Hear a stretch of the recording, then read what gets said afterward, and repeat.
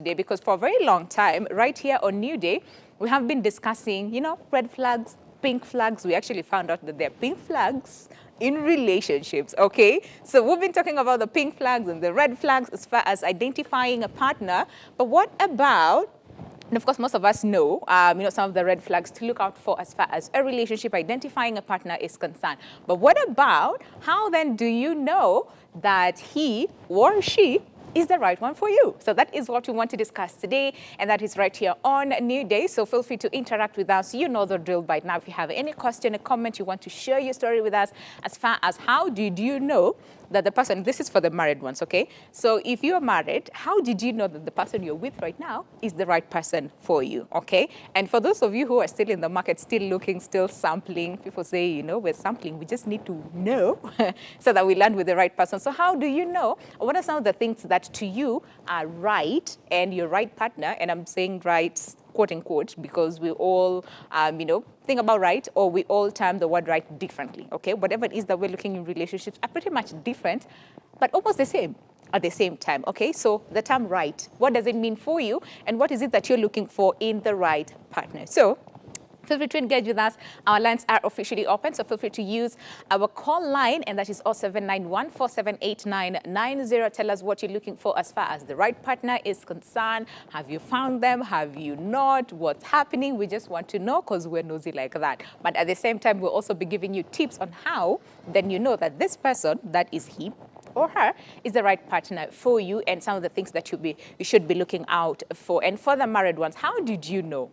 There's some people who say instincts. There's some people who say the first time I saw them, I knew they were going to be my husband, or I knew they were going to be my wife. How did you know? So please share your story with us, because again, right now in this dating world, in the 21st century, it's difficult, okay? It's very difficult for so many people. So when it comes to identifying a right person, it's very difficult for so many people. A lot of people have issues with the same. But like I said, we'll be giving you tips during the show. So you want to stick around till the end of the show. But before then, please share your story with us. We just want to know, have you ever got yourself in a situation where you thought that this person was the right person for you until you married them, or until you got into a relationship with them, and then they changed and became totally different people, and you're like, what happened? I thought you were the right person for me. Have you ever found yourself in that situation? Then feel free to interact with us. Share your story with us. If you have any question, feel free to use our call line on 791-478990, or you call in, the lines are busy, you don't know what to do, don't worry, we have options for you. You can still use our WhatsApp number, 0777672230. Once again, 0777672230 is the WhatsApp number, so feel free to send in your questions, your comment, your story as well. For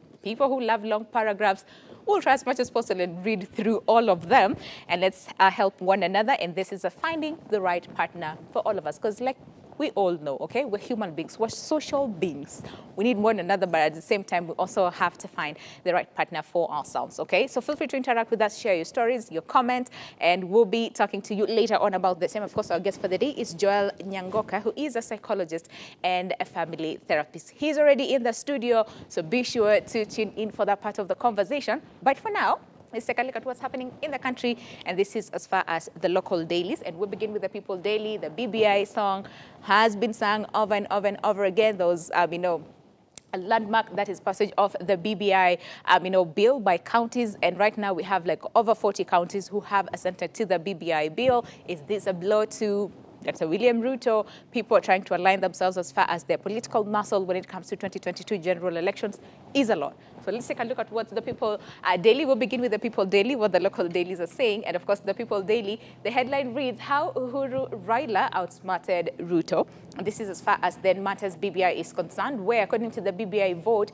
the handshake partners privately engaged leaders of county assemblies and mobilized key political party leaders to convince the supporters to rally behind the bill, okay? And of course, that is clearly evident because, like we said, over 40 counties actually passed the BBI bill. And of course, Turkana actually becomes the 40th county assembly, and this is to pass the Constitution of Kenya Amendment Bill, that is 2020, and only Baringo County has shot it down. So it's 40-1, okay? Only Baringo County said no, and this is as far as BBI bill is concerned. Again, that story is on page 4. We'll look at it in just a moment. But of course, after the passage of the BBI bill, there was that aspect of a party, okay? Reggae continued. So of course, we saw ODM leader Raila Odinga. This is dancing to the BBI to reggae tune. okay? And this is after the Super Tuesday, where, of course, like we said, over 40 counties actually passed the BBI bill.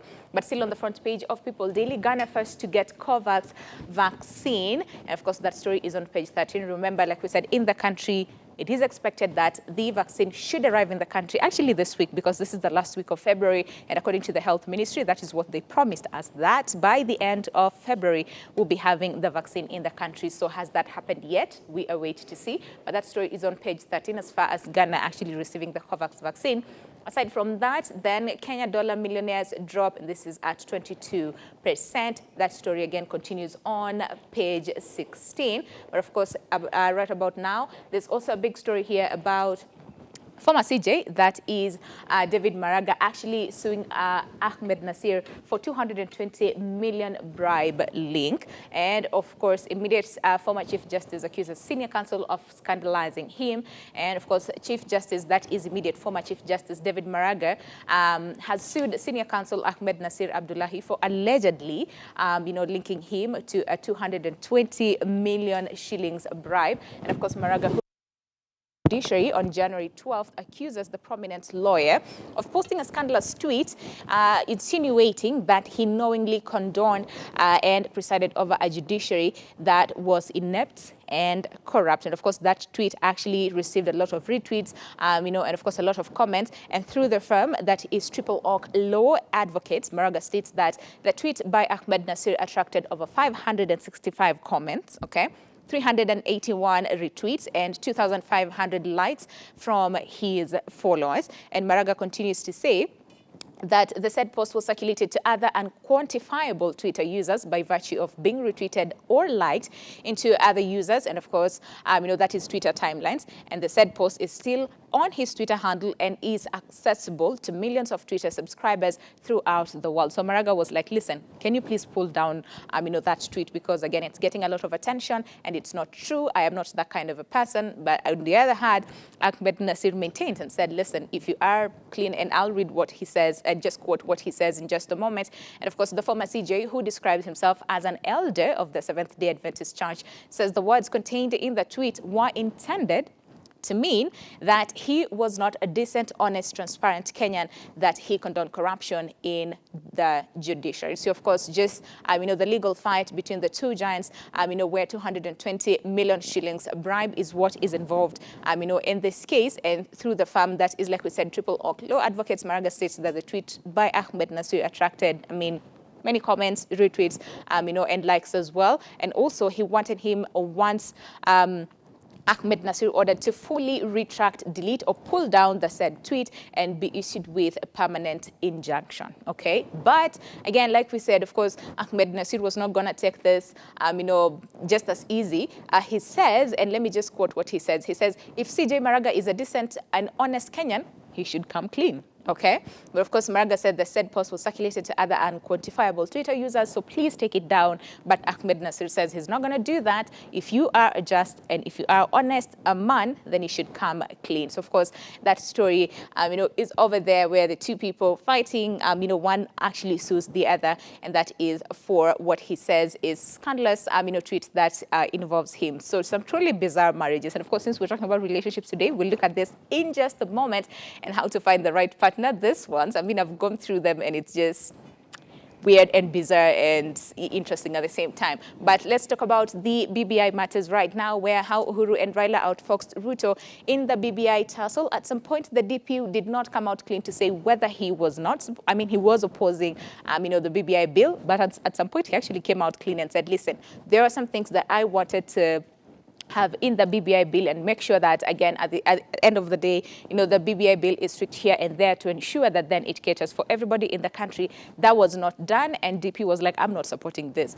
But at the same time, over 40 counties actually passed the BBI bill, and this is through President Uhuru Kenyatta and, of course, his handshake partner, that is Raila Odinga, actually meeting with leaders, and this is as far as personal meetings with county assembly leaders, key political leaders in the campaign that swayed the tide.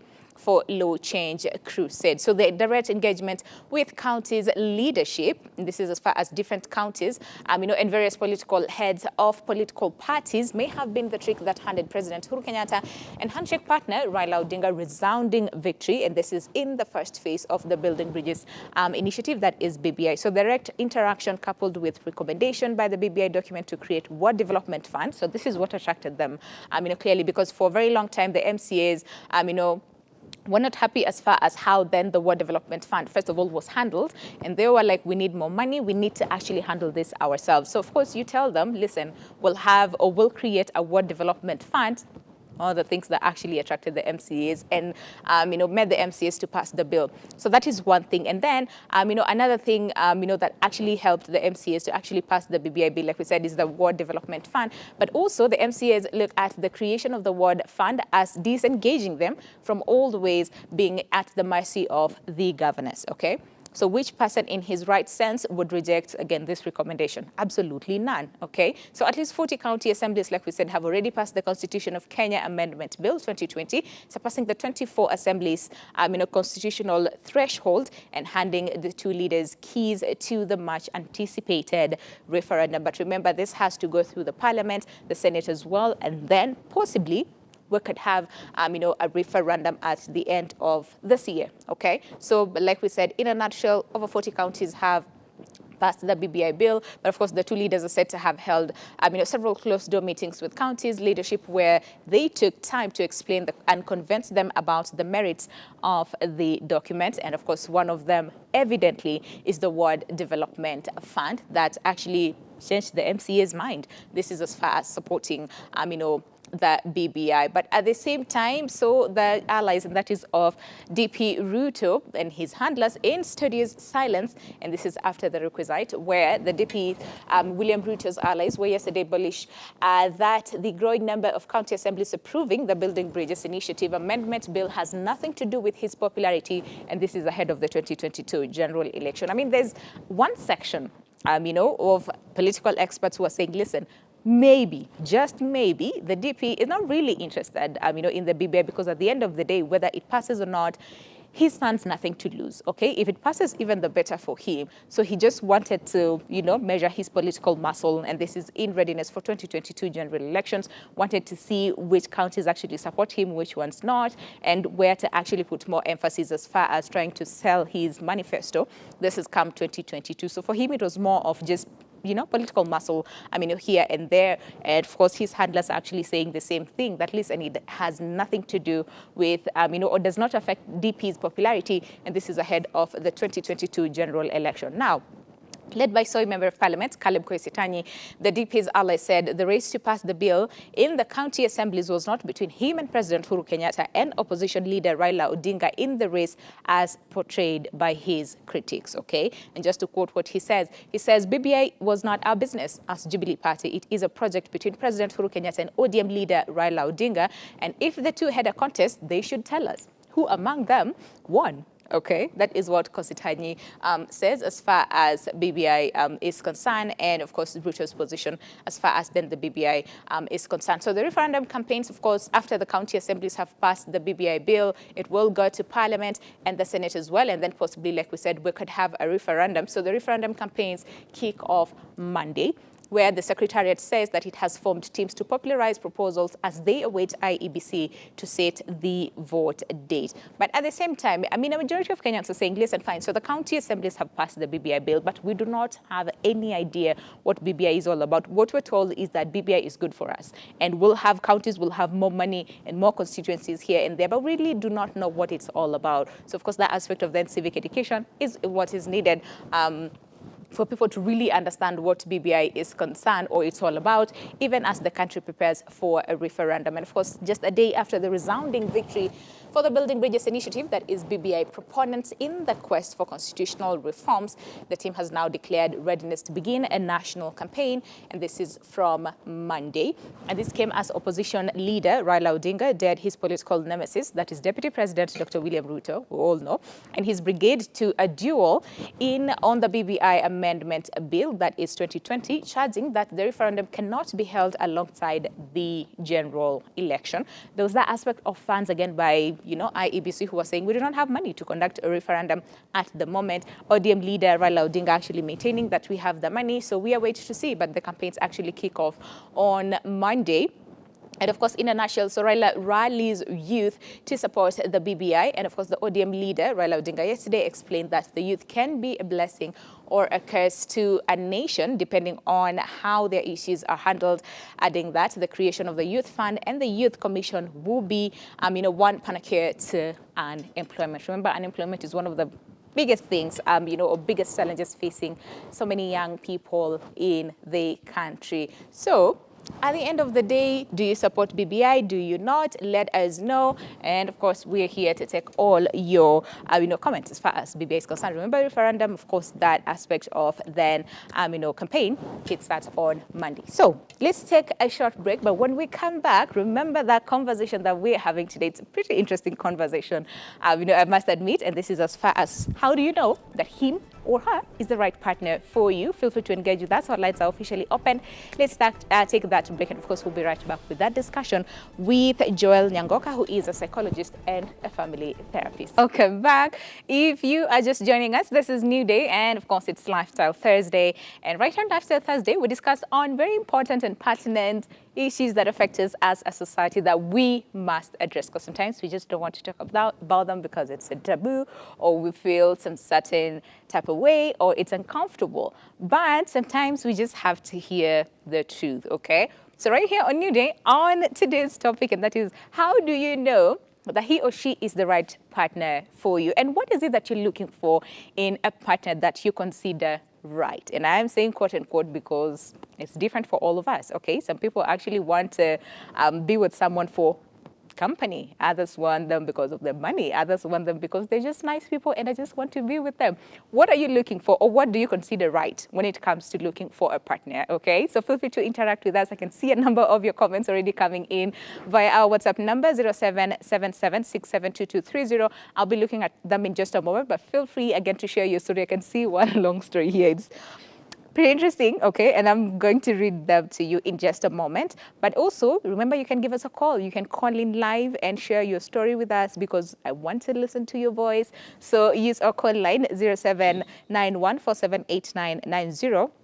But please, when you call, try as much as possible and put your TV either on mute or just turn down the volume so that we can communicate very well, okay? But how do you know that him or her, or he or she, is the right partner for you? And for those people who are married, I really want to know from you. Help the other people who are still looking, okay? How did you know that the person you're with right now is the right person? And do you still see that? Even like after years of marriage, do you still feel that they are the right people for you? Because I've had some people say, when we got married, I thought it's the right person, but until 2 years later, and they became a different people, okay? So do you still feel they are the right partner for you? Engage with us. We're here to answer all your questions and also listen to your stories. And of course, right about now, our guest is already here, Joel Nyangoka, psychologist and family therapist. Karibu sana. Thank you. First time on New Day, on Lifestyle Thursday, that is cool. Not a New Day. Karibu sana, appreciate your time. Thank you. And I just want to ask or start the conversation with the term right. What does that even mean? Like, when I say I'm looking for a right partner, like that term, right, what does that even like refer? What does it mean? What is it all about? The term right. Yeah. And why is it so key? And it's so different. Yeah. It's different for different people. The definition is so different to other people. Yeah. Like, to me, right means somebody who I can stay with, somebody whom I can chat with, someone who understands me better. Okay. That's the right thing I'm looking for. Okay. For other people, definition of the right partner, somebody who gives money. Yep. Somebody who treats me like a king or a queen. That's the right person. For them, yeah. Or someone can say the right partner I'm looking for, somebody who has a car. Can take me from point A to point B. Yes, somebody who can chat with me. Somebody who can take me out. For security. Yeah. So right, the term right, the definition is very different from one person to the other. Yeah. But why is it a factor when it comes to finding a partner? I mean, why not just meet with someone. I mean, forget the word right, you know, just meet with someone and just settle with them, you know? Why not? Yeah, why right? Like, why is it such an important factor when it comes to finding a partner? In men, they want somebody to settle with. Yeah. But ladies, they want somebody just to, how can I call it? To have fantasies with the person, all infatuation things. Yeah, yeah. But I want to start with this quote. If you are not serious for marriage, ask yourself a question, why are you in a relationship? Ask yourself a question, why are you in a relationship? What type of a relationship, though? Do you know, I mean, I want to believe there's some people who are in relationships for different reasons, right? Yeah. There's some people who just want company. There's some people who peer pressure. want, exactly, peer pressure. There's some people who the society, again, has pushed them to that level of, where's your partner? Where's your boyfriend? Where's your girlfriend? Where's your fiance? Where's your husband? Where's your wife? So they just get into a relationship so that people stop talking or people stop asking questions.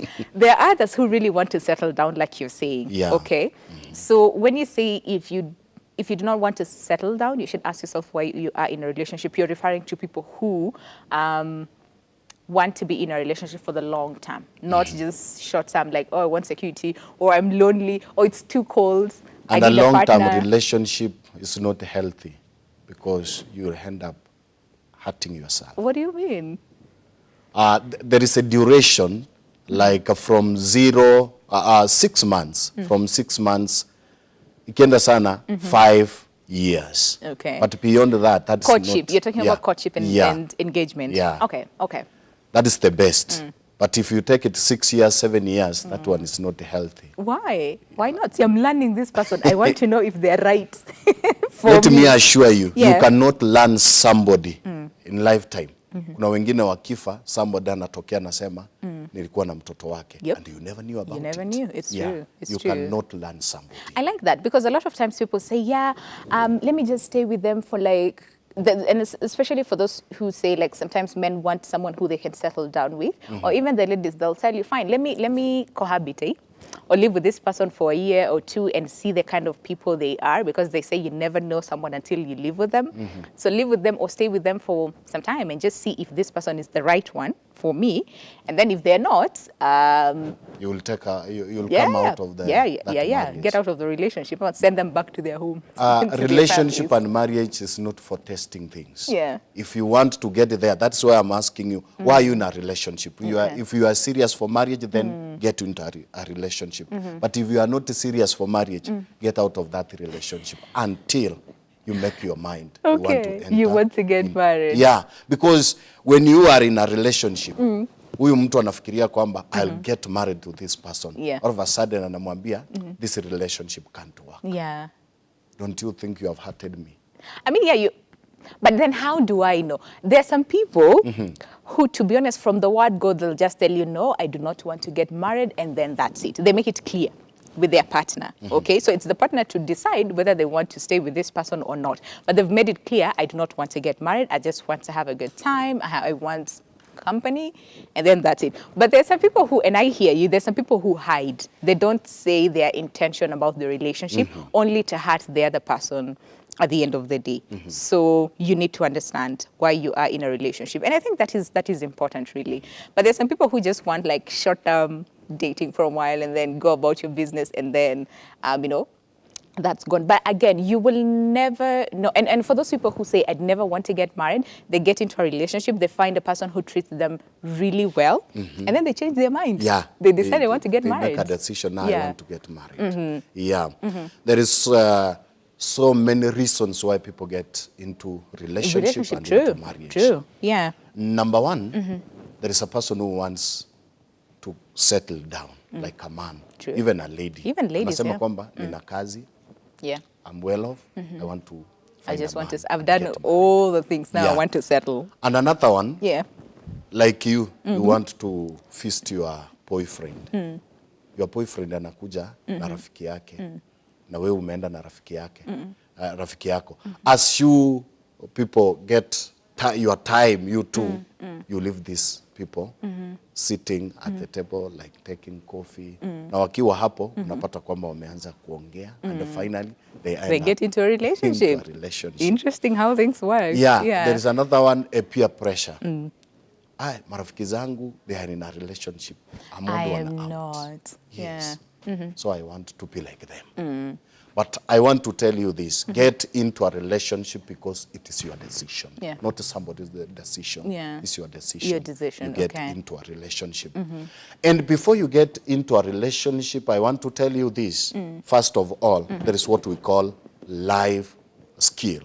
Know yourself. Oh, yeah. Know your temperament.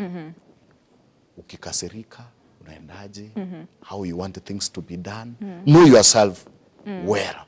When you know yourself, try now to understand the other partner.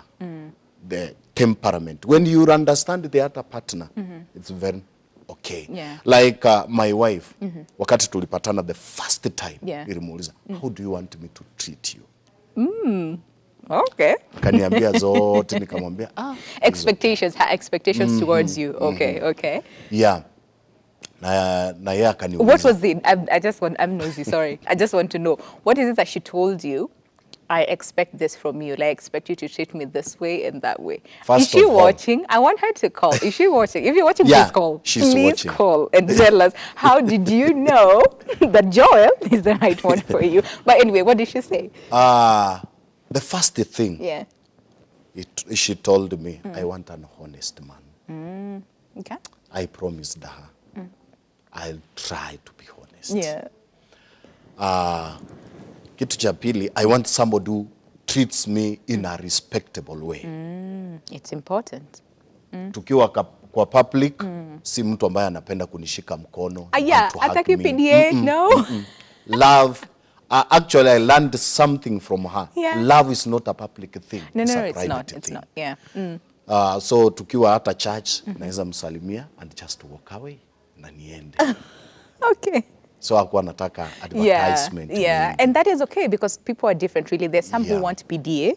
Kuna wengine hawataki hata kidogo. But advertisement will terrorize you. Yeah. How? Watu wataleta maneno and finally your relationship will never work. But when it is a secret, let people know when you are about to wed. Yeah. When you are about to get into marriage. Into marriage. Yeah. Okay. So she wanted respect. She wanted an honest man. Yeah. And the other thing, she wanted somebody wanakaa na yeye.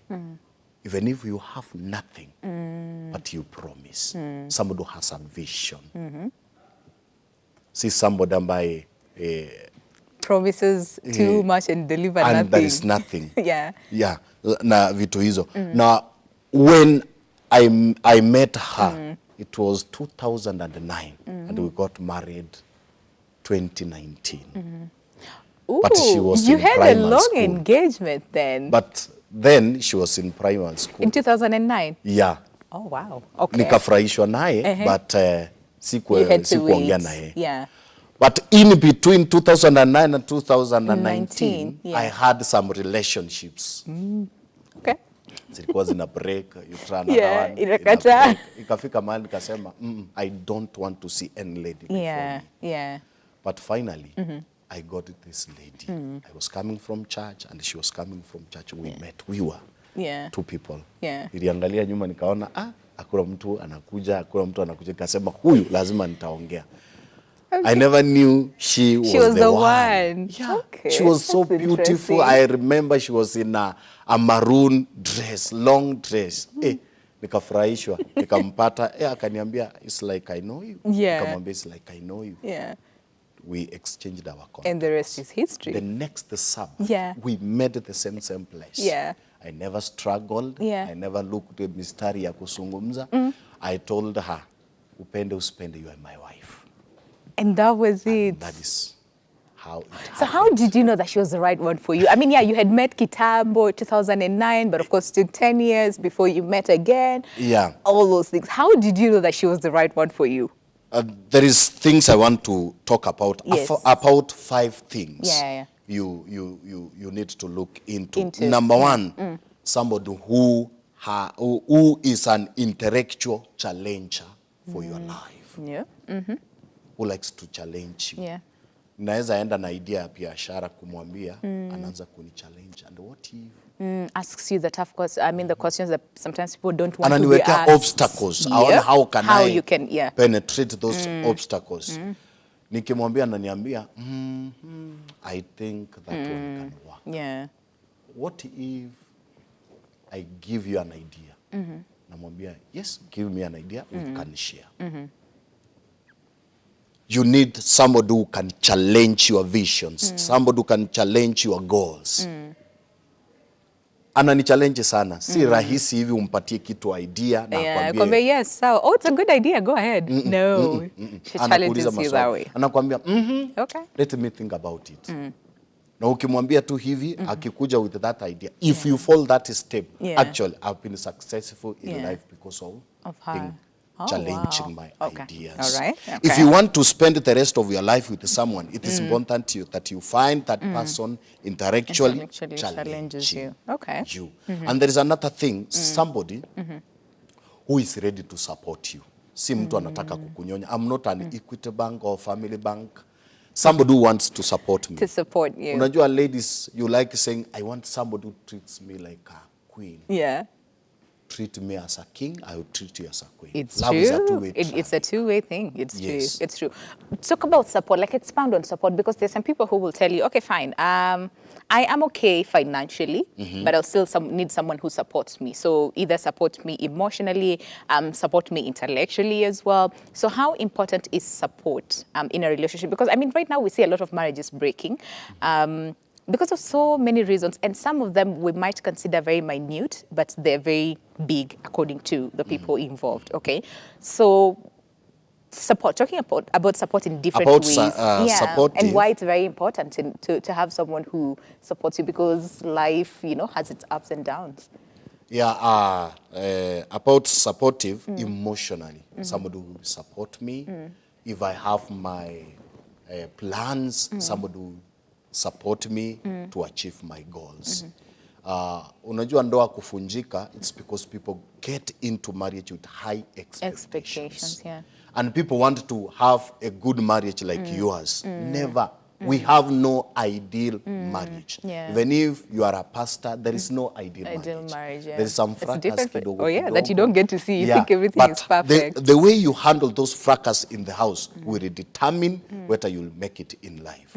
And in marriage from 0 to 4 years, that is the time watu wanaachana. That is the time people are looking for another person. That is the time watu... But if you make it there 4 years, now you get the other years, you will make it. It becomes easier. It becomes easier. Yeah. It's not guaranteed, but it becomes easier. So, being supportive is all aspects of life. Supporting me. What if they make like wrong choices or wrong decisions, like wrong financial decisions? Right? Remember, like you said, support is important. So you need to support this person, okay? What if they make like wrong choices all the time? Do you still support them? What do you do? Because there's some people who will tell you, he's the head of the home, so we follow. So whatever they say, we follow, okay? So in terms of them being supportive in this sense where this person makes like poor choices almost all the time, what happens? In marriage or in relationship? In marriage, in relationship. Poor choice. No? There is no poor choice. The problem, misunderstanding. Okay. We don't want to take time to understand why the person made that choice. There is 3 things from the book of Proverbs which speaks about marriage. The first thing, knowledge. Young people move into relationship without knowledge. When they get into a relationship, vitu zikianguka vibaya, they come back for what? For knowledge. If you want to go well, just start with what? Knowledge. Get into understanding. When you get into wisdom, now that is application. But so many people start with what? They want to get into marriage, to test, come for advice. Nani, where will you make aje mnaelewana with your husband? Or sometimes they don't even ask. And sometimes they ask wrong people. True. So they make a wrong what? decision. Wrong decision. Okay. The best thing people can advise you, but it's you to make your own what? Choice and yeah. your own decision. Okay. So another thing, somebody who is emotionally consistent. In which way? Let me explain. Yeah. The man or the woman you should marry should be consistent rather than volatile. If you struggle to predict your partner's mood and the responses, you may find yourself carrying the burden of your partner's moods. All the time. Your partner shouldn't transform into a more difficult person after a few months together. They should be fully honest about their feelings and the emotional state. Can you understand? But you see, I mean, things change, people change. Sometimes things happen that changes a person's, let's say, view on life. For instance, maybe a family member dies, okay? Maybe they lose their job. Maybe their business falls. Like something tragic happens in this person's life that it changes them completely, you know? And you're like, who is this person? You know, they're not bad people. It's that just that the situation, the environment, exactly there, has made you know. them to So you see that aspect of consistency, you know, might not be like all through. You know, but it's I understand because at some point, yes, you'll know. Oh, my husband, when he's mad, he behaves this way. Or my wife, when she does not agree with me, she behaves this way. So you somewhat know. But then again, sometimes something tragic happens, and you're like, no, but this is not them. You know, so what happens in that state? Because there's some people who will tell you, I cannot handle this anymore, I'm out, because I do not know what kind of person you are in that state. You need to understand this person. Ana PF hivi. Unajua kuna venye kwa nyumba bibi yangu anaweza niuliza jambo nikamjibu. Ataka niangalie. Yeah. She's like, where did that come from? Atanyamaza tu, hata kuambia atanyamaza. Yeah. But as time goes by, atakuja kuulize, leo umenijibu. Na ikuangi hivyo. Na ikuangi hivyo. Namwambia no. Leo bosi wangu amenikosea. Okay. Communication. Okay. But nikakuja kurealize kwamba if I have something wrong, something has happened to me, let me not carry it to the family. Leave it out. Okay. When I get into the house, my wife developed a new tactic. When I get into the house, how was your day? Anzi kuambia bedele hakuna chakula ama hujakuja na unga. Anakuuliza how was your day? It's true because you get pressures during the day. Kama umechoka. Hauko sawa. Hauko sawa. Namwambia nyewe siko sawa. Kuna customer wa matatu amenijibu vibaya. Ananiambia that's part of life. Yeah. Okay. Just find something to motivate you. So such like things. Yeah. Inconsistent about emotions ni wewe kuangalia huyu mtu. Hii si tabia yake. How do they respond to hii si tabia yake. Or are they even emotionally available? Has triggered this thing to happen. Si tabia yake. Lakini si kuiona tu hivi na ukasema hapa siwezi. Environment and changes then unamkelesha at the same time. Environment changes people. There is another thing about emotions. Emotions changes according to the environment. True. Na hizo emotions zinapo change, try to understand. Lakini kuna zile ambazo zinakuja all the time unajiuliza why all this? Na hizi umezitoa wapi? Kaa chini muongee. Just sit down and discuss. When you discuss, you'll get out of that issue. Na kuna tabia mtu anaficha, but you cannot ficha tabia for a long period of time. It will come a time it will come out. But sometimes it comes out when it's too late. Like you've got into marriage with this person, and then you have kids with this person, and then it becomes complicated. You know. Now that one, it needs understanding and wisdom on how to live with this person. To live with this person. Okay. Si kusema kwamba I want to divorce, I want to have my own ways, I want to do this. Never. That one cannot help. Marriage is for two people. If there is good communication, things will work out well. Okay. And there is another thing I want to speak about, being honest with you and with the others. With the other people, Honestly, if you are not honest even to yourself, you cannot be honest to me. With the another person. Unapata mtu anakuambia, trust me. Trust is not earned. It's not demanded, it's earned. Yes. Trust in ile you can do something, nikaona kweli yes, I can trust you. Yeah. You cannot force me just to trust me. You need to trust me. I am your husband. You need to trust me. No, no, it's that one cannot happen. Okay. Do something that will motivate me. To do trust something you. that will make me trust you. Yes. Napokuangalia nasema yes. Even if I leave you, go to Mombasa, you live there like a week, umeenda sijui kikazi, unaniambia unaishi kwa lodging, I know what happens in those Yeah. Sitakuwa na shuku kwa kitu, kwa jambo lolote, because I trust you. Yeah. If there is no trust in any relationship or in any marriage, prepare for something strange. Okay. Honest is very important trait in a long-term relationship. If you can't trust your partner, how can you tell them anything in confidence? Absolutely. So it Absolutely. needs trust. Trust is important. Or believe anything they say to you. Find someone who respects you enough to be honest with you, even when it is difficult for them. Yeah. Hata ukifanya jambo tu kidogo, ukimwelezea unamwambia, surely I was not myself when I did this. Can give you a benefit of doubt. Okay. Why? Yeah. So all those 5 things, and I hear you, and they're pretty much important, especially when it comes to like a long-term relationship, what we're talking about, marriage. Okay. All these things are very key in the same. But the big question is then, does it apply to everyone? And how do you even know? Because what you're saying is you have to be with someone for some time to get to know whether they're honesty. They're honest, they're trustworthy, they are emotionally, let's say, available and consistent. You can have a conversation with, they can challenge you intellectually. You have to be with someone for some time to get to understand all those things. But the big question might be, does it then apply to everyone? Because remember, like we said, finding the right partner, it's a different journey for different people. We find our right partners in different areas, in different places, in different ways, some in the most bizarre ways, and they find ways to make the relationship work. But there are so many things. This one is just a general one. It can work for both. For both, yeah. Ziko mingi kila mtu yake. But this one, I just extracted some. Yeah, and they're pretty much important, to be honest, in any relationship. Because if there's a relationship with no trust, you see, that's bound to fail. If there's no honesty in that relationship, if there's no commitment in that relationship, it's bound to fail.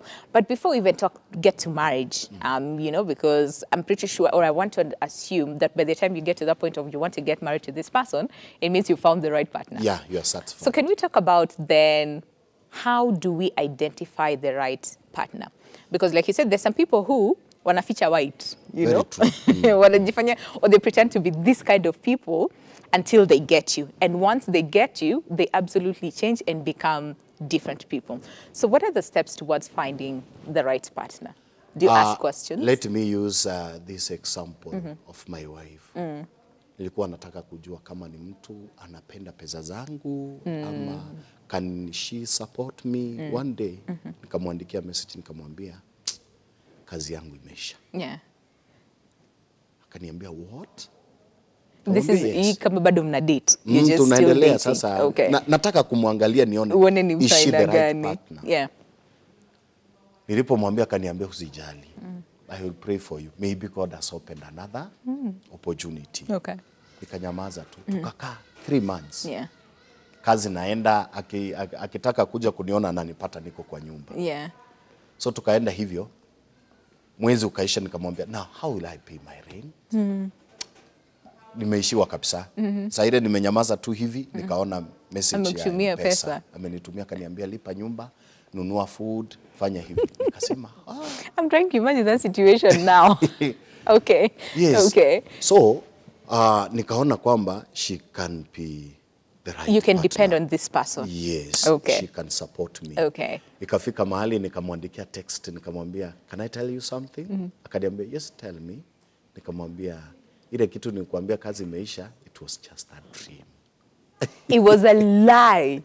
How did she react? It was just a dream. Yeah. Akaniambia, kai ungekuwa hapa karibu. Yeah.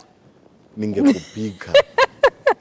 Now, sometimes nilikuwa namchukua outing. Nione ana PF namna gani. Nampatia an opportunity. Tukienda kwa hotel nampatia an opportunity. Ask request. ili uweze kumlearn. Yeah. Somebody anayependa maisha ya juu ama maisha ya jini. Yeah. So akasema, hii hoteli umenileta. We are spending a lot in this hotel. Why can't you look hotel? For another hotel? Yeah. Nikamwangalia nikaona. Unajua kuna mwingine utampeleka tu, ana shida. So you just walk, akanakuambia, is this an hotel unanileta? Why can't we go to Hilton Hotel, Serena? Yeah. We have our fun there. Hapo sasa utaanza ni mtu ambaye anapenda kiwango kipi. Yeah. Kuna mwenye utaweza mchukua kipanda. And they will be okay with that. They will be okay with that. And others will not. Yeah. Saa zingine tunapoenda na yeye outing, I can pay Uber. But she can pay lunch. I can pay lunch. Na yeye atasema nimeita Uber to take us home na atalipa. Yeah. Nikaona this person can support me. So those are the kind of things men are looking for. Yeah. But Now, can we say not all men? Because okay, not, I'm trying to think. very true. Not all men. That is actually what you were looking for. Yeah, I was So looking. I'm trying to think, and you're not the only one. I've had so many people say, yeah, me, I do not want someone who anataka to all the nice things in life and all those things. And I'm like, but what if I like those things? Does it mean that I am not the person, like I'm the wrong path? Like, does it make it wrong for me to like nice things, to be taken to nice places? To me, you can seem not to be the right partner. Yeah, but why? To somebody else, why? You can. Why? Because is it because you cannot afford it? So it becomes, no, we are partner, we hatuwezi kwa sababu, yeah, you know? Actually, nikikuangalia hivi, yeah. I can say this lady is very expensive. I will never waste my time on them. But for the real sense, you are not expensive. It's true. The way it's just the way you present yourself. Yeah. And I think, and you see the reason why I'm asking that is because a lot of people end up missing out on really good people simply because the first time you saw them, you're like, oh, this is too expensive. I do not want them. Or this one likes the high life. I do not want them. It means they like to spend a lot of money on things that are not important. They like to do this. You know? So people judge people. To cut you based short, on the first appearance, I had right? a talk about beautiful ladies. Yeah. They are single. Why? Yeah. The answers I got. Yeah. What did people say? Totally different. What were they saying? Wanaume walisema, beautiful ladies, ako single. Never. That one cannot happen. Those people, they will never be single. Huyo ni mtu ameachwa na wengi. Huyo ni mtu ako na watu wengi. Hao ni wanaume. Yaani, mpaka ladies they came out wakasema kwamba for sure you just think that we tumependwa na watu wengi. We are struggling with that. Mpaka naanza kuuliza Mungu, why am I so beautiful? Because watu wanafikiria kwamba niko na maboyfriends wengi. Ilhali mimi sina hata mmoja. Ninajaribu kukaa mahali somebody can come and seduce me, anione. Yeye akiangalia anasema, huyo hawezi wapata wakiwa single. And that happens to men. And some men. And some men unasema kwamba, and some men hawezi kaa peke yako. Hao wako na kila mtu. And you see, you might end up, sense, they are alone. They are alone. So you might end up missing out on someone. Can I get somebody? Yeah. Okay, so don't just judge people and make conclusions based on the first impression that you've had on this person, because a lot of people end up missing out, like I said, on so many good people because uliona, hey, uni expensive, or hey, uyoko na watu wengi, or this one, based from the way anaongea, it means ana behave this way. Unaona msichana ana drive gari kubwa, unasema huyo alinunuliwa na sponsor. I'm a sponsor. Nowadays they don't call them sponsors. Oh, they call them what? Prayer partners. Yeah. They are prayer partners, not sponsors. Not sponsors. Yeah. But do they really pray? Okay. Lakini unapata kwamba huyo msichana anafanya kazi yake vizuri, akona ameinvest kwa biashara na akona gari yake ana drive.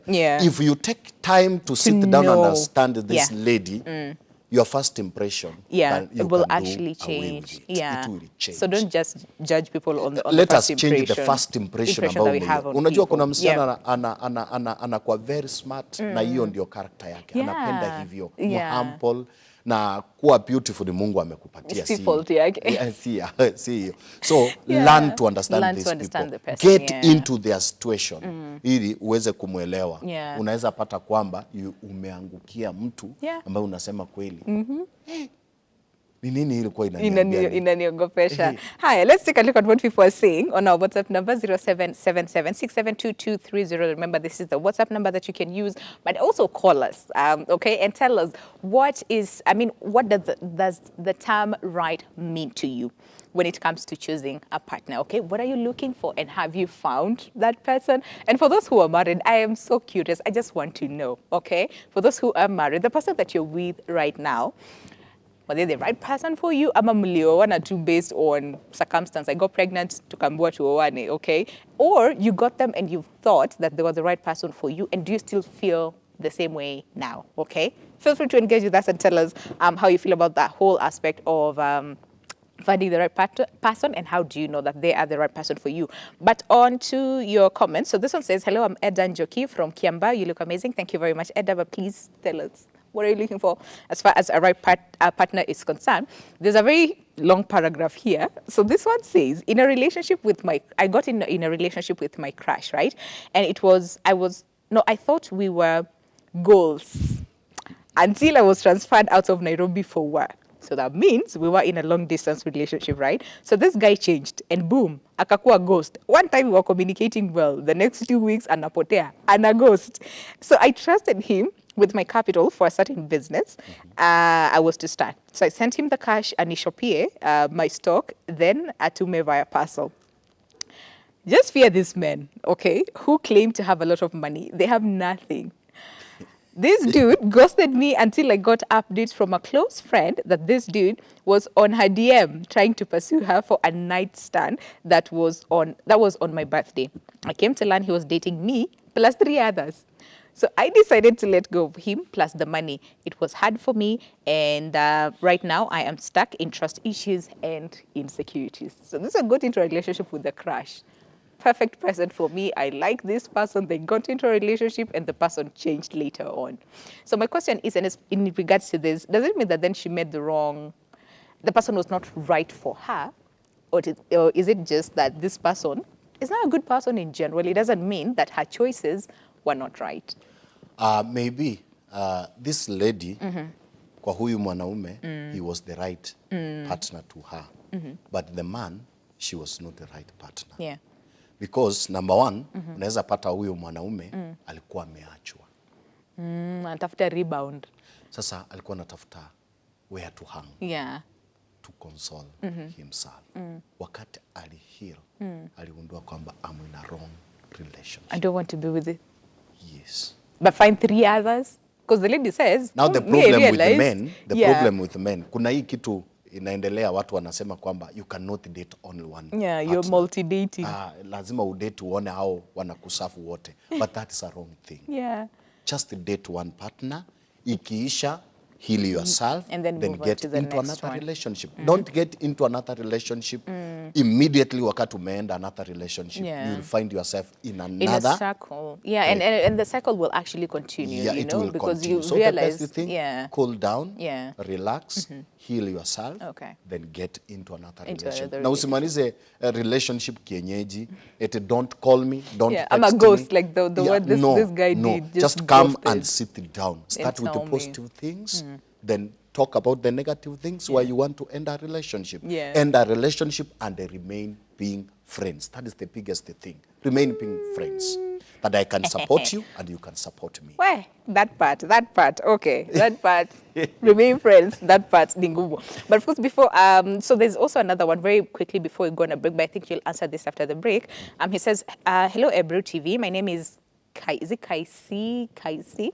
And my question is, how do you know if he or she truly loves you? That's a question for you. And then we also have another paragraph and another one after this, but we need to go on a break. But when we come back, we'll also want to know more about how do you know that this, he or she is the right person for you. So keep the comments coming, keep the questions coming. We'll be right back with more and answering all your questions, as far as the topic of the day is concerned. Stay with us. And today it's all about how do you know that he or she is the right person for you, okay? How do you know? Are there things that are pretty much important, like the non-negotiables, okay? That this one they must have. If they do not, then it means they're not the right person for you. What are they? I want to know. So feel free to send in your questions, your comments, your stories as well on our WhatsApp number 0777672230. I'm here to read all of them. I can see they're quite a number, so let's just go through them very quickly. But of course, feel free to, do that. In the meantime, so remember that question that we had, Joel, as far as how do you know that he or she truly loves you? How do you know? Very briefly, because we have a lot of questions for you. Thank you. For ladies, you can, from a Christian perspective, we always, ladies wanasema kwamba, if I give sex to this man, nitamwonyesha kwamba ninampenda. Yeah. But that's a wrong perspective. It's not true. Yeah. If this man truly loves you, and it's only one command that men love your wives or your partners, not ladies to love men. Yeah. Ladies, submit yourself to men. Yeah. So for you to know that this man loves you, if you get a man mukipatana hivi wants sex, that's not serious. Okay. If he gets you are not the right thing he wants, atakuacha. Atatoroka. Obvious atasema, Chapata, whatever I wanted to buy. Msichana anaonekana mrembo, I thought such like things. Yeah. Anahepa. But somebody who loves you, anataka kukungoja na anataka kukaa na wewe. Na somebody ambaye anayekupenda, akiona mistake, akufichi, anakuita anakuambia, my sweetheart, my babe, hii kitu ambayo umeifanya, siipendi. How I wish you do it in this manner. Yeah. Iwe hivi. Si mtu ambaye anayekuficha, ni mtu anakuambia. Ukikaa kwa dress, umevaa dress, mmekutana na yeye. Somebody si mtu ako na jealousy, anaona tu umevaa vizuri ni kama wanaume watu wanakuona wengi. Somebody can appreciate you the way you are. Anakuambia hivi na hivi. Somebody anaku-appreciate na anaku-congratulate in everything. Na lakini hizi vitu nazo ziko tofauti kwa kila It's different for different people. They're very different.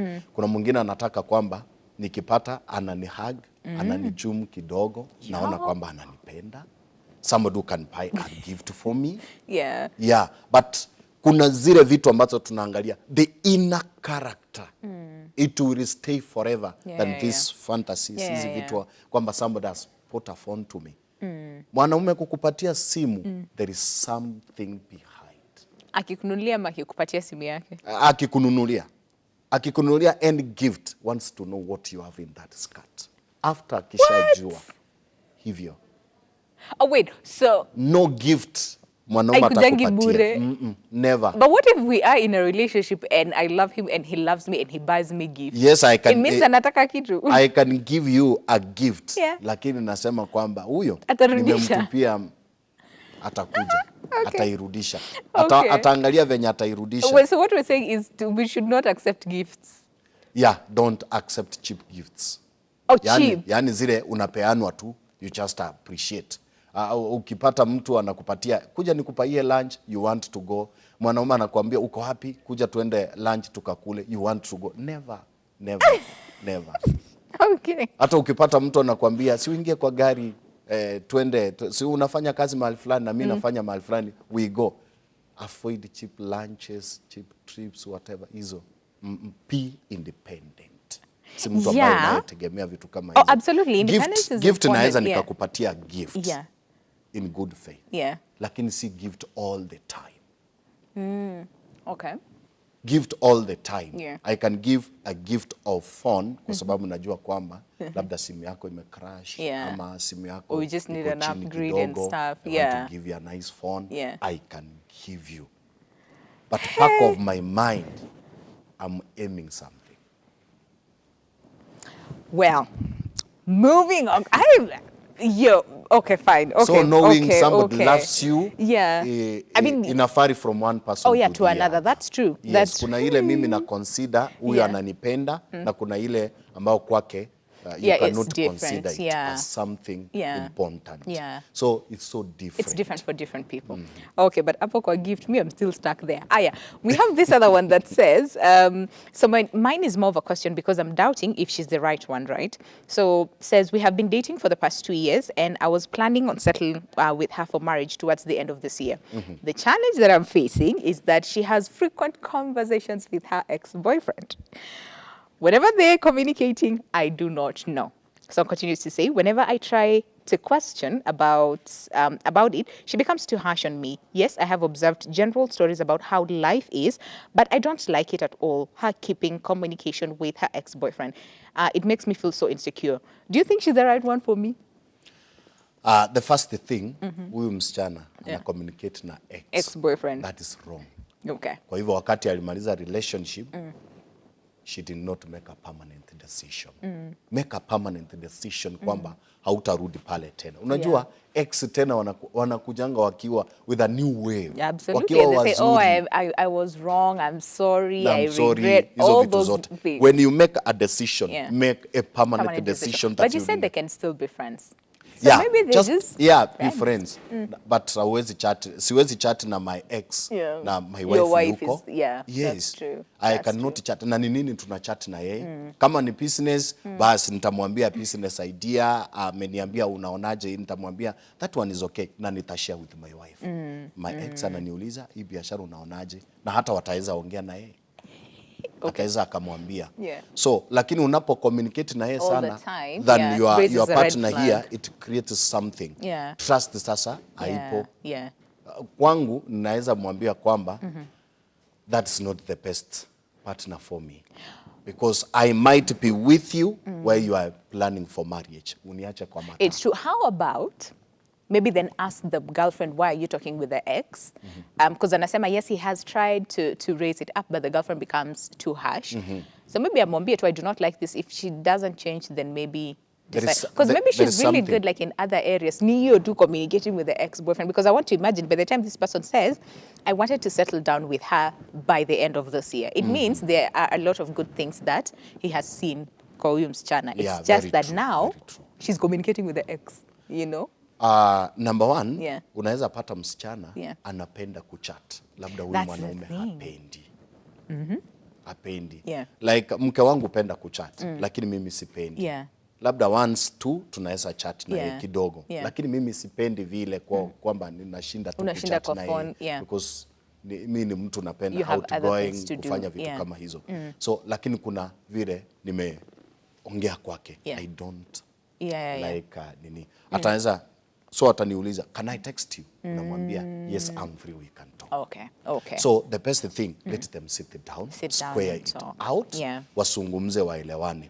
If huyu msichana atamwambia kwamba mimi sipendi, unajua huyo msichana naye hataki kulusi huyu na hataki kulose huyu. So she wants to keep them both of both. them. Aone ni wapi nitaingia na ni wapi nitafaa. Yeah, nitatoroka. Kuna yule Okay. ambaye ninaye kulia, kuna yule ambaye niko serious naye for marriage. Yeah. So the best thing, communication. Yeah. Let them sit down, And square communicate it out. about. And another thing, I'm sending a warning to somebody. Yeah.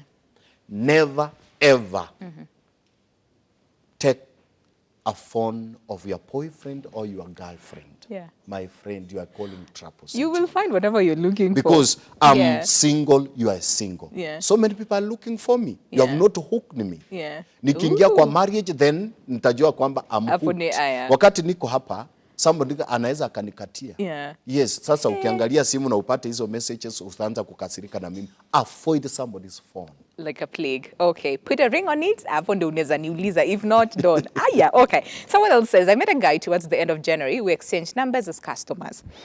That very week, he began calling and texting how he likes me. My question is, do men develop feelings instantly? That very moment they see and interact with you? Because I've asked him, why do you love me? Yet I'm a total stranger to you. Do you guys develop feelings instantly? Like you see a lady, you're like, yeah, this I love. Kwa wanaume, Instantly. ninaweza kuangalia hivi Yeah. na nikafeel kwamba I need to love you. Oh, I need to love you. Yeah. Okay. Nikikuangalia jinsi ulivyo, Yeah. jinsi umevaa, the way you look, the way you walk, hivyo, naweza nikakupenda. But love is such a strong one. Can we say maybe like, you're infatuated with this person? Because love is, remember, like we said, love has all those things you were talking about, Very right? true, very true. Yeah. Yeah, kuna what we call infatuation, ambapo mtu anaingia anaanza ku Yeah.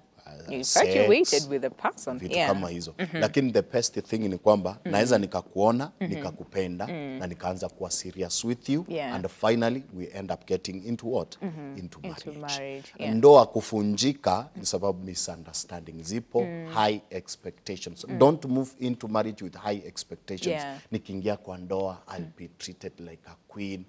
Let me assure you, huyo mtu ambaye mnaingia naye kwa ndoa, sasa hivi umuoni, si ni ukweli? Mnakutana just once. Yeah. But a time will come when you get Unakane married. every day. Unampata hata kungorota sasa si ile ambayo ulikuwa unashindwa. I made a wrong choice. But okay. those are the things which you Yeah. ukiingia, prepare yourself psychologically when you are getting into marriage. Yeah. Things will change. Yeah. Prepare yourself psychologically because Yeah. we can get into marriage tukose kazi Okay. ama tuvutwe kazi sisi What's wote. gonna happen? Yeah. Okay, so for this one, Willie anasema men develop feelings instantly. I mean, it depends. I want to believe it depends. There's some who really like, Yeah, they'll tell you, yeah, like you ina said, take you time. saw a guy, I mean, a lady, and you're like, oh, this is a love, and you pursued them, and you got married to them. Others takes time, so it's different. But take it slow. Ooh. Hiya. This other one says, hello, Kevin from Kisii. This conversation is so lit. How can you know she loves you? I think we've answered that. Someone else says, hi, Sharon. I'm Sharon, following the show, getting you loud and clear. Thank you very much, Sharon. Hi, I'm Essie. I'm dating a guy who sometimes suggests that because we're both cute, we can never make it. But I really love him. What should I do? That is now the problem. Both of We're them, they are very what? beautiful. We're Sasa too cute. msichana anasema, Yeah. this guy, Yeah. hawezi akakuwa pamoja nami Yeah. No, peke it's the yangu. guy who says that. And the guy na yeye anasema, Yeah, he says huyu we can msichana never hawezi make kuwa it. peke yake. Yeah, we cannot make it. Sasa No. that is jealousy. Yeah. That is jealousy. Yeah. And The problem insecurity. ni ile kwamba just hiyo kitu, You're if they together. can take it Yeah. out of their life, they can make a good marriage. Yeah. Aache hiyo kitu ya kusema kwamba both of us we are cute, so naona nikana kwamba Yeah. ni yeye mwenyewe anaposema both of us we are cute, we cannot make it. Yeye It's akona an wangapi? insecurity. Na kama akona mmoja, mbona anataka kudoubt huyu mwingine. If you are so cute, God has meant. Enjoy and embrace that you're both Yeah. beautiful and build your relationship. Aya, another person, where your story ya avoid first impression ilifanya ni aibike mahali mbaya. I can't even explain. Now I want to know. Just text in. Sitasoma on air, I promise. Just text in because I just want to know. Hi, someone else says, hello, I'm Dominic, tuned in from Kiserian. I love the show. I'm still single and glad to watch and learn. Link with me, the guests, to tap knowledge before I get there. Shalom. Okay, we'll give them your number. And then another one says, hi, I am Teddy Bumble. Eish. Is it fair to engage in a relationship when you don't have money to take care of your girlfriend? We are getting into relationship not because we have money. Yeah. We are getting into relationship because we want to get into marriage. Yeah. First of all, mimi wakati nilipokuwa natafuta mchumba, I was not looking for somebody who is employed, somebody who has money, somebody who has... Nilisema kwamba ikiwa amesoma, ikiwa kuna pesa, ikiwa kuna kazi, that is an added advantage. Yeah. But I was looking for somebody tutasettle na yeye for my lifetime. Yeah. And I will enjoy nikiwa kwa nyumba. I can talk anything. Yeah. Hivyo. So, you can get into a relationship without money. Who told you that ladies, they want to be treated? For sure. Even ladies can treat men. It's true.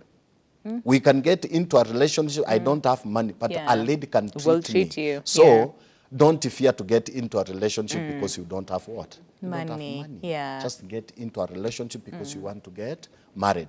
Lakini, tafuta how pesa, you will make yourself please. Financially Stable. uanze kuweka watu hawa kuendelea Yeah. katika familia yako. Yeah. Because you cannot marry upeleke mzazi kwenda kulisha. Oh, absolutely not. No. Higher. Someone else says, mine is more of a question because I'm doubting if she's the right one. Okay. So we have been dating for the first 2 years and I was planning. No, I think we answered this. Oh, yeah, we answered this. The one who actually, the lady's still in, talking with a girlfriend. Higher. Someone else says, hello, I'm getting you live and direct. Matthew from Mariakani. The topic is really touching on the exact things I'm experiencing at the moment. I have been dating for a certain lady for quite some time now. Here's the story. story. The lady has been very supportive to me all through, but here comes another lady, my workmate, who seems to have a crush on me. And any moment I get to any challenge, she comes in and helps me out without me asking for her support. I am very much confused because I do not know who might be the right person for me. Don't get Aya. confused. Kwamba you are in a relationship. Exactly, and this person is there for somebody you. is chipping in. Ukitaka kitu, ashaingia, That's a red kusaidia. flag. Just settle with the one, With the one whom that you have. with. Yes. Huyu mwingine anayejibandika, just stop about it. Yeah, just to forget. Yeah. You have the right partner, supportive, huyu ambaye mko na yeye. Uendelee na yeye. The crush one huyu anayekuja kujileta kando, Yeah. just avoid that wants to. I want to tell you this. When God gives you a perfect gift, know that the devil comes with a counterfeit. Yeah. So you might have this, this one is a perfect gift God has given you, and now the devil is giving you a counterfeit. Mpaka unaanza kuchanganyika, unasema, "Ai, lakini huyu anaonekana ni mzuri." Yep. There's one day nilikuwa nafanya kazi mahali. Yeah. I was in a relationship, niko kazi. Huyo msichana anakuja, nikifika asubuhi namwambia, "Hey, you look nice. Hey, your hairstyle looks smart." Akaanza kuniambia, "Joel, I have a boyfriend." Aniambia hizi vitu. "Can I date you?" Allah. Nikamwambia, "So nilifanya makosa ya kukwambia Compliment. compliment." Yeah. This So one has to be very careful. Yes. Yeah, huyu anakuja tu like even before you ask for help. Be careful. Be very careful with that. Higher. Someone else says, I am George. I met my partner in campus, really beautiful woman, but I got rejection from family saying she is a slay queen. But I later found that she was not an expensive woman. Issue here is that most women were expensive because they try to hide the hard life they undergo.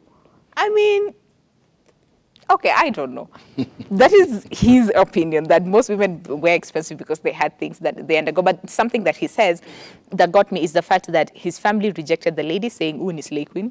Now that is the problem we have with our parents. Yeah, and later found out that she's just a nice person. Nimepata msichana, nimeenda na yeye nyumbani. Mamangu ananiambia, Yeah, ama huyu babangu hapana. ananiambia, unawauliza ni nini? Anakuambia, "I'm telling you." Sikiza chenye nakuambia. But they are not coming out to tell me. I'm the one to make my own decision because it is my marriage, not huyo mwanamke naenda kuoa is not for my parents. Yeah. It's Ni you. wangu. Ni ile tu I will sit down with my parents niweze kusikiza what they have. Ni nini, mbona hamtaki nioe huyu? Unajua kuna wale wanasema staki hii kabila hapa kwetu. Yep. Staki hii kabila hapa kwetu. Na hiyo imeendelea sana. Yeah. Ukisema kwamba I want to get married, to who? Mkisi. Huyo hapana. Usilete hapana. kwetu. Na Kwetu huyu watu yao. No. Unaona? Vitu kama hizo. Yeah. Challenging kwa vijana sasa hivi. Na parents are not coming out to tell us clear. Yeah. Mbona nisioe Mkikuyu? Mbona nisioe Mkisi? Mbona nisioe Mjaluo? They are not coming out clear. To tell you. But the things I want to tell you this. If you get somebody from a certain Whatever, it tribe, doesn't matter. na umeona kwamba is the right partner, just get into that relationship, go forward, get married. Kana wazazi waulize mbona mtaki? Yeah. And also make them understand na why you ukiona like is a this person. genuine reason, end that relationship. It's better you end a relationship even Than a broken 100 marriage. times than to end a A marriage. marriage. Hiya. Then someone else says, I am Naftali from Eldoret. Thanks so much for this program. I have learnt a lot. May Jehovah God Almighty bless you, Ebru fraternity. Thank you very much. you. Another one says, I wanted us to remain. Oh wait, I think it's a continuation of the same. Says, what do you do when you've told the guy you are in a relationship and yet he keeps insisting on marriage with you, yet you're not talking from the same page? So I feel like I have not exhausted my youth. I do not want to settle down now. I've told him countless times not to be serious with life because I do not want to hurt him. The moment I begin to keep a distance, I feel loved by him, yes, but I haven't developed the same feelings yet.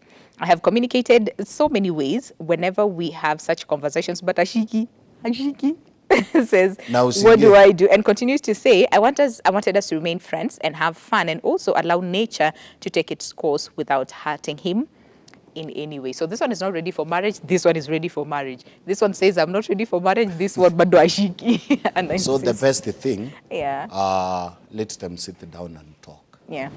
Huyu msichana anasema haja exhaust her youth. Yeah, But she still wants to enjoy. ndio maana Yeah. nikaanza na swali. Why are you in a relationship? If you are not ready for marriage, why are you in a relationship? Yeah. Just stop. Because you will hurt The someone. other person, it's Huyu true. mwenyewe unajua yeye ameona your potentiality. Anaona kwamba you can Hapa you can make a good wife. Yes, I want to settle now. Nimepata mtu. Na sitaki sasa unajua kukatia msichana. Mwanaume kuface msichana njiani kukatia msichana is not a joke. Na ukiona mwanaume amekuface amekwambia hiyo story yote, never disappoint that guy. Lakini hapa no, but unamwambia tu thank you, I've heard you, I'll give you an answer. Just give me time.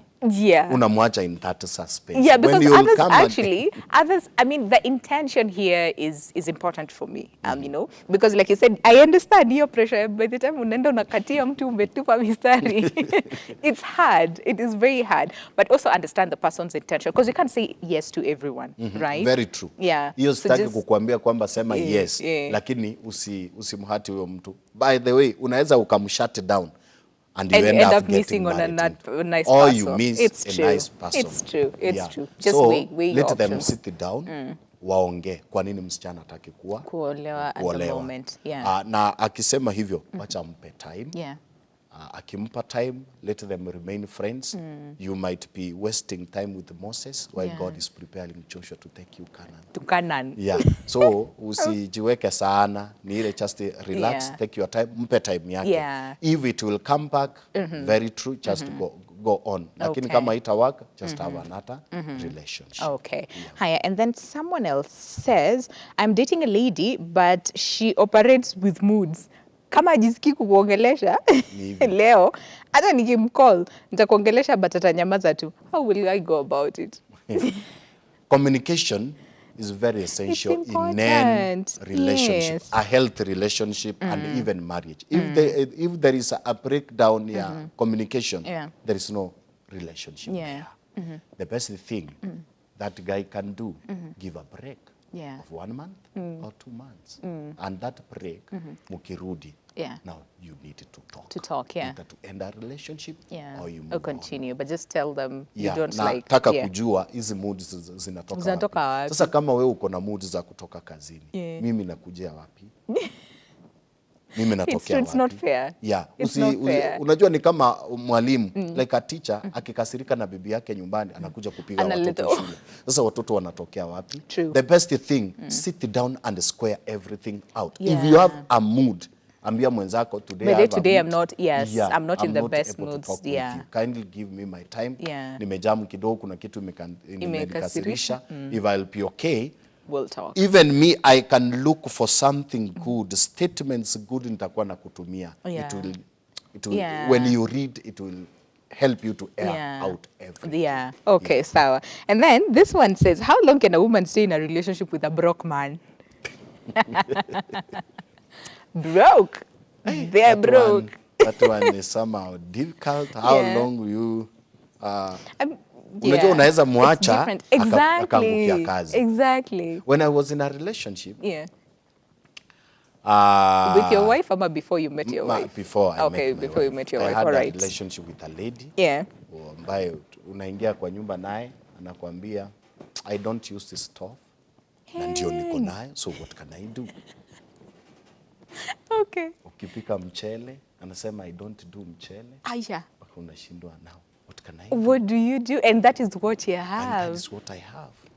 Nikivaa t-shirt like nimevaa tu casual kwenda kanisani, I don't have a nice suit. Hawezi nisalimia because I'm not smart. Aya. She needs somebody who is in a suit. Who looks good all the time. But the time we ended a relationship, nikapata kazi.